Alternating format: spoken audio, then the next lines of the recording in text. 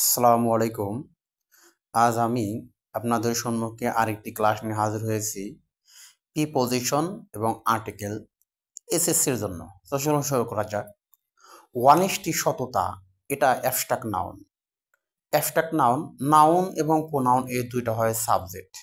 ওয়ানিস্টি সততা ইজ হয় dash great ভার্সো। শূন্যস্থানের পরে যদি দুইটা ওয়ার্ড থাকে বুঝতে হবে লাস্টেরটা নাউন, তারপরে ডলে অ্যাডজেক্টিভ। তাহলে এখানে বলে is a great virtue. Honesty is a great virtue. It helps, এটা সাহায্য করে এ ম্যান, একজন মানুষকে টু সাকসেস, সফল হতে। দ্যাশ লাইফ, কোথায়? ইন লাইফ, জীবনে। দ্যাশ অনেস্ট ম্যান, আমি বলছি একটা বাক্যের ভিতরে যদি শূন্যস্থানে পরে দুইটা ওয়ার্ড থাকে, শূন্যস্থানে পরে একটা নাউন একটা অ্যাডজেক্টিভ। সুতরাং এই যে ম্যান, ম্যান মানে মানুষ, সুতরাং হবে অ্যান ওয়ানেস্ট ম্যান, একজন সৎ মানুষ। ইজ রেসপেক্টেড, এটা অ্যাডভার্ব কি প্যাসিভ ভয়েস। ইজ রেসপেক্টেড, সম্মানিত হয়, অ্যান্ড ওয়ানা রেসপেক্ট সম্মানিত হয়, অ্যান্ড অনার মর্যাদাপূর্ণ হয়, বাই অল সকলের দ্বারা।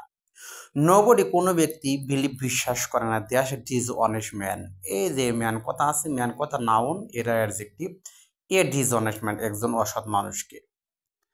এ ম্যান, একজন মানুষ। মে বি, হতে পারে, ইমিনেন্ট, বিখ্যাত। বাই মিন্স, কারণে। Dash dishonesty, by means of. By means dishonesty, এখানে ক্রস হবে, যেহেতু প্রিপজিশন আছে। অনেস্টি অ্যাবস্ট্রাক্ট নাউন, এখানে আর্টিকেল হবে না। বাই মিন্স ডিসঅনেস্টি, অসততার কারণে। বাট কিন্তু দ্যাট, যেটা ইজ হয় শর্ট, সংক্ষিপ্ত।